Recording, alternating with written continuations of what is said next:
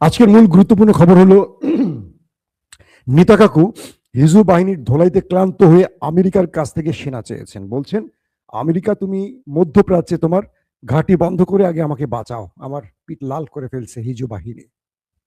দ্বিতীয় গুরুত্বপূর্ণ খবর, এবার ইরান তার পার্লামেন্টে হরমুজ প্রণালী নিয়ে বিল পাশ করলো। এখন থেকে হরমুজ প্রণালী অতিক্রম করতে হলে দিতে হবে টোল। আমেরিকার কপালে আবারও ভাঁজ। পাশাপাশি কুয়েতের ওয়াটার সেলিনেশনে যে হামলাটি হয়েছে, এই হামলার দায় অস্বীকার করলো ইরান, বলল এটি নেতাকাকু করেছে, অর্থাৎ তার দেশ করেছে। পাশাপাশি ইরান তার মিসাইল দিয়ে শত্রুকে কিভাবে ধোঁকা দিচ্ছে তার চমৎকার কিছু তথ্য আজকে আপনাদের জানাবো। পাশাপাশি রাশিয়া আমেরিকাকে আবারও বৃদ্ধাঙ্গুলি দেখালো। কি করলো রাশিয়া? দর্শক, সৌদির পাইপলাইনেও হামলার ঘটনা ঘটেছে। কারা এই হামলাটি করেছে সেই বিষয়টিও তথ্য আসতে শুরু করেছে। পাশাপাশি মার্কিন যুক্তরাষ্ট্রের পার্লামেন্টে আলোচনায় যুদ্ধের খরচ নিয়ে যে প্রশ্ন উঠেছিল, সেখানে এমন তথ্য দেয়া হয়েছে যেটা আরবের জন্য টেনশনের কারণ হয়ে গেছে। চলেন আপনাদেরকে একটা একটা করে খবর দেই, আরো অনেক খবর থাকবে, আমি কয়েকটা উল্লেখযোগ্য অংশ শুধু বললাম। হিজু বাহিনী লেবাননে যে প্রতিরোধ গড়ে তুলছে, এটা কল্পনা করেনি নেতাকাকু। তিনি মনে করেছিলেন গাজার মতো একটি বাফার জোন তৈরি করবেন এবং পুরো লেবানন তার দখলে নিয়ে তিনি ইচ্ছে মতো এটাকে নিয়ন্ত্রণ করবেন। কিন্তু সেখানে আছে হিজবুল্লাহ বাহিনী। আপনারা জানেন যে বছর আগে ফিলিস্তিন যুদ্ধের সময় হিজুরা যখন রিয়েক্ট করছিল, তখন পেজার বিস্ফোরণ ঘটিয়েছিল ইসরায়েল। পেজারটি কি? একটি বিশেষ কমিউনিকেশন যন্ত্র। এটি হিজবুল্লাহ সদস্যদের পকেটে থাকবে। এটি তারা অন্য দেশ থেকে কিনেছিল, যেটি হ্যাক করা সম্ভব নয় বলে তারা জানতো। তারা জানতো যে হিজবুল্লাহ সদস্যরা নিজেরা কোনো মোবাইল ইউজ না করে এটার মাধ্যমে নিজেরা নিজেদের তথ্য আদান প্রদান করত।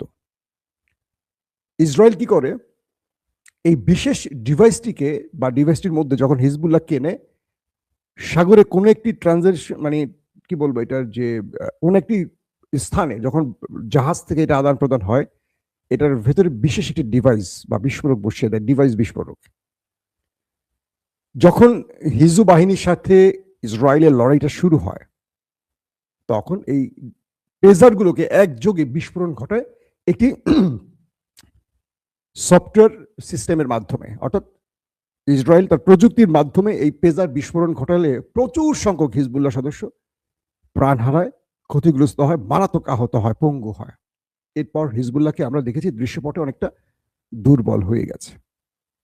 যখন ইরানের সাথে লড়াইটা আবার শুরু হয়ে গেল, আমরা দেখলাম প্রথমে হিজবু বাহিনী ইরানের পক্ষ নিয়ে মাঠে নেমে গেল এবং নেতাকাকুর সেনাবাহিনী আইডিএফ তারা লেবাননের ভেতরে স্থল অভিযান শুরু করে দিল মার্কাভা ট্যাঙ্ক নিয়ে। আকাশ থেকে যুদ্ধ বিমান, নিচে মার্কাভা ট্যাঙ্ক।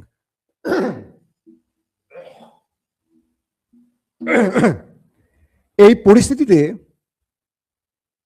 লেবানন তাদেরকে শক্ত প্রতিরোধ গড়ে তুলেছে। চারদিক থেকে ঘিরে প্রচুর সংখ্যক নেতাকাকুর সেনাকে ওপারে পাঠিয়েছে। বলা হচ্ছে এই পর্যন্ত 4 থেকে 500 আইডিএফ বিনা টিকিটে চলে গেছে। 124-এর উপরে মার্কাভা ট্যাঙ্ক ধ্বংস করা হয়েছে। গতকালকের ফুটেজে দেখলাম এবং রাতের যে ফুটেজ, আজকের লেটেস্ট যে খবরটি, সেখানে দেখলাম ওদের মার্কাভার বেশ কয়েকটি ট্যাঙ্ক হিট করে জ্বালিয়ে দিয়েছে হিজবু বাহিনী। তারপর সেই ট্যাঙ্কের ভেতরে যারা ছিল আইডিএফ সেনা, তাদেরকে ধরে নিয়ে আসছে তারা, এবং বলা হচ্ছে বেশ কজনকে ওপারে পাঠিয়ে দিয়েছে। একদম ট্যাঙ্ক শুদ্ধ পুরে ওপারে চলে গেছে। এই ম্যাসিভ আকারে প্রতিরোধ ওরা কল্পনা করেনি। ওরা এসেছিল, ওরা মনে করেছিল যে হিজবুল্লাহ দুর্বল হয়ে গেছে, এই সুযোগটি আমরা কাজে লাগাবো। কিন্তু ভিতরে যে হিজবুল্লাহ এত সংগঠিত হয়েছে, তাদের কাছে এন্টি ট্যাঙ্ক মিসাইল যে আছে এবং সেগুলো মার্কাবার মতো দানবীয় প্রযুক্তিশীল বা কি বলবো ট্যাঙ্কে এভাবে ধ্বংস করবে কল্পনা করেনি। বিলিয়ন বিলিয়ন ডলারের ক্ষতি করে ফেলেছে নেতাকাকুর হিজবু বাহিনী। বলা হচ্ছে এই লড়াইতে তাদের সেনারা, প্রথমে বলা হয়েছে যে 30% সেনা এই যুদ্ধে আসতে রাজি না। তারা হিজুর ভয়ে আসতে চায় নাই। তারা বলছে প্রয়োজনে চাকরি ছেড়ে দেব, আমরা লড়াইতে যাব না। আজকের লেটেস্ট আপডেট হলো নেতাকাকু সেনাদের মধ্যে 50% যুদ্ধে আসেনি। মিস্টার নেতাকাকু বলছেন আমেরিকাকে যে তুমি মধ্যপ্রাচ্যে তোমার ঘাঁটি ক্লোজ করে দিয়ে তুমি আগে আমাকে বাঁচাতে আসো। আমার উপরে 3 দিক থেকে যে অ্যাটাক চলছে এটা আমি আর বেশিক্ষণ মোকাবেলা করতে পারবো না। আমার আইডিএফ চিফ বলছে আমার সেনারা ভেঙে পড়েছে। আমেরিকাকে বলছে কে? ইসরায়েল। তার মানে আমরা ইরানের গল্পগুলো বলছি কিন্তু হিজবুত বাহিনীর গল্পগুলো বলছি না। কম বলছি তাই তো? কিন্তু ভিতরে খেলা চলছে উড়াদুরা। কঠিন খেলা চলছে হিজবুত বাহিনীর সাথে।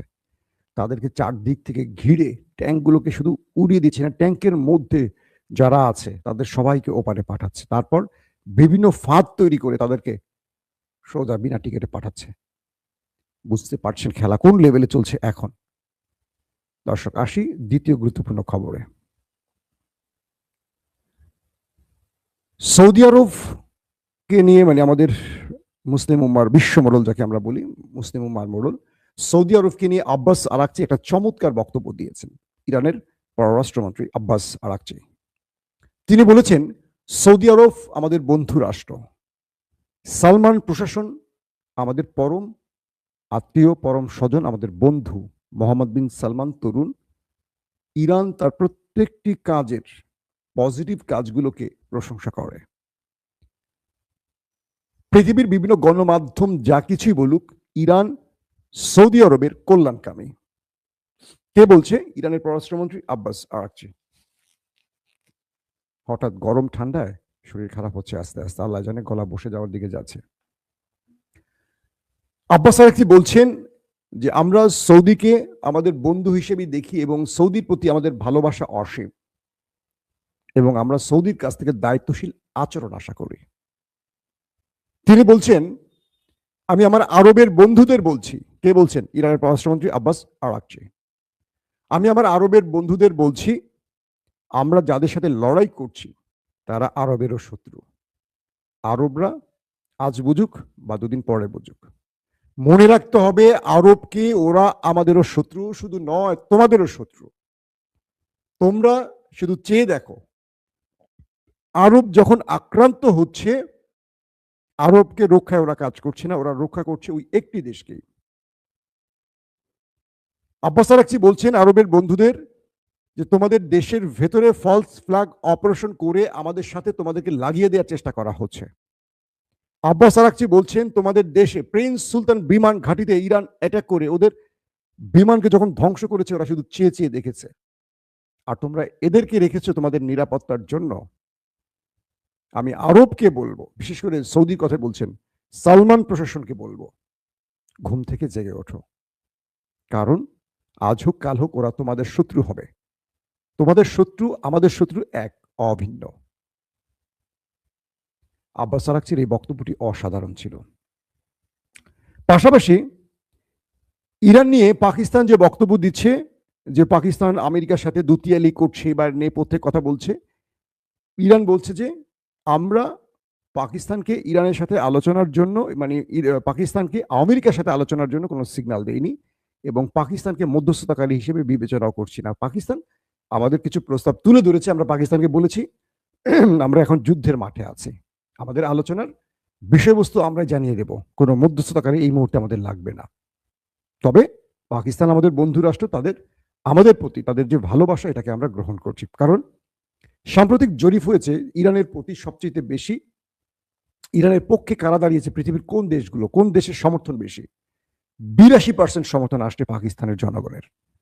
আসিম মনি টেনশনে পড়ে গেছেন, কারণ আমেরিকার চাপে পাকিস্তানকে ইরানের বিরুদ্ধে যুদ্ধ করতে হলে পুরো পাকিস্তানের কওমের সাথে, জাতির সাথে যুদ্ধ করতে হবে। আসিম মনিরকে 82% জনগণ ইরানের পক্ষে দাঁড়িয়েছে, তুরস্কেরও এবং আরবের অধিকাংশ জনগণ ইরানের পক্ষে। বুঝতে পারছেন বিষয়টা? মার্কিন প্রশাসনের বা পার্লামেন্টে একটি প্রশ্ন উঠেছে, আমেরিকা যে যুদ্ধ করছে ট্রিলিয়ন ট্রিলিয়ন ডলার খরচ করে, এই যুদ্ধের খরচ কারা দেবে?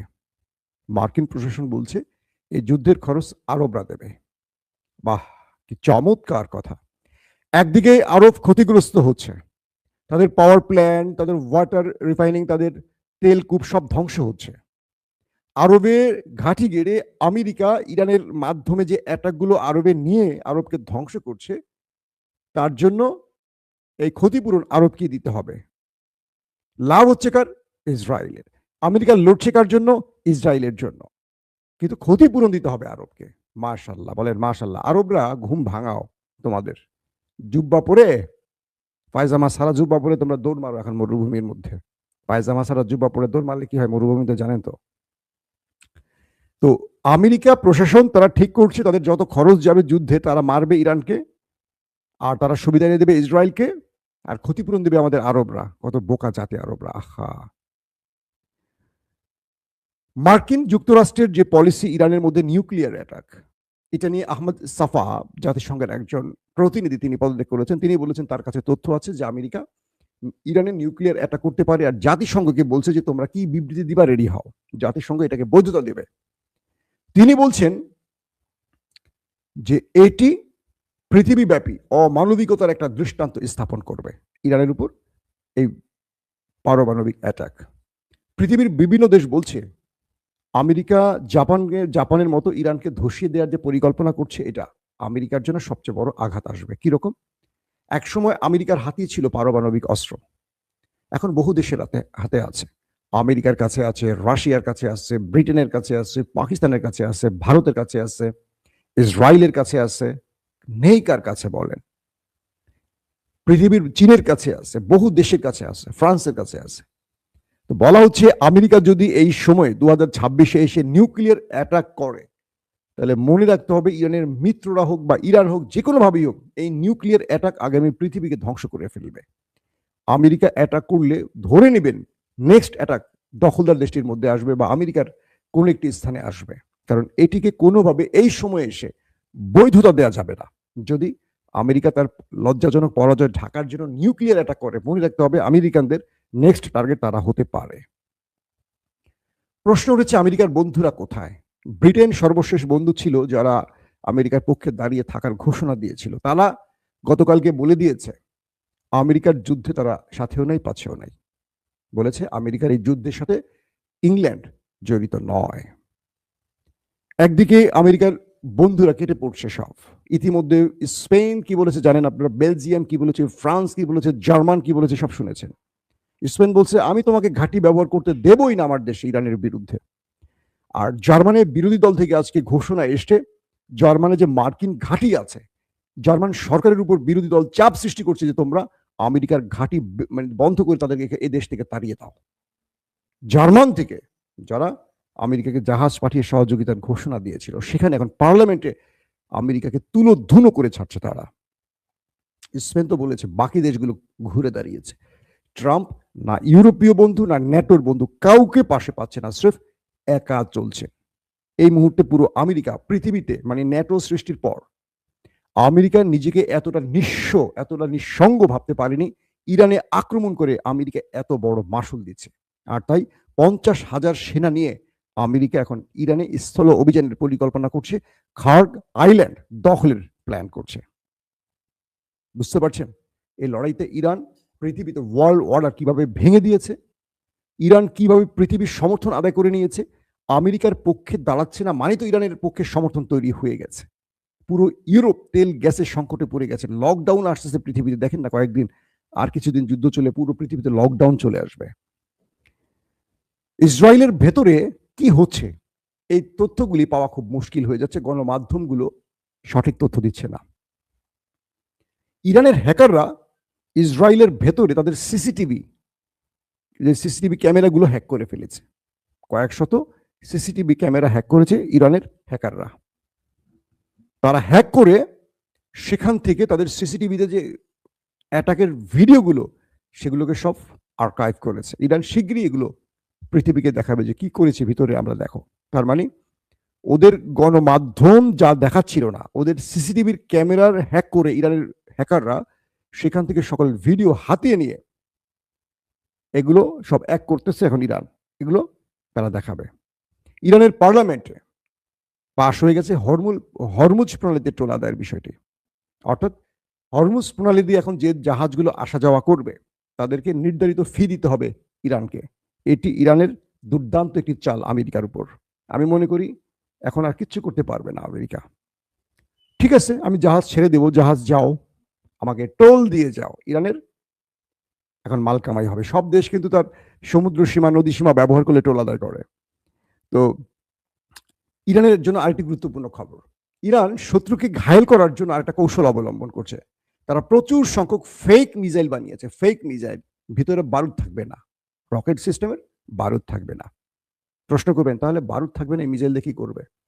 ইরান এখন যে খেলাটা খেলছে তার যুদ্ধ কৌশল, মানে পুরো পৃথিবীর যুদ্ধ কৌশল ইরান পরিবর্তন করে দিচ্ছে। আমেরিকা তো এতদিন সবাইকে আক্রমণ করে যেত, কখনো আক্রান্ত হওয়ার মানে কেউ আমেরিকায় আক্রমণ করার সাহস করতো না। এবার ইরান তাদেরকে উত্তম মাধ্যম দিয়ে প্রমাণ করে দিয়েছে যে ওদের মার খাওয়ার সময় এসে গেছে। কি হলো? ইরান প্রচুর সংখ্যক ফেক মিসাইল বানাচ্ছে। এগুলো আকাশের শত্রুকে টার্গেট করে উড়ে যায়, সম করে যায়।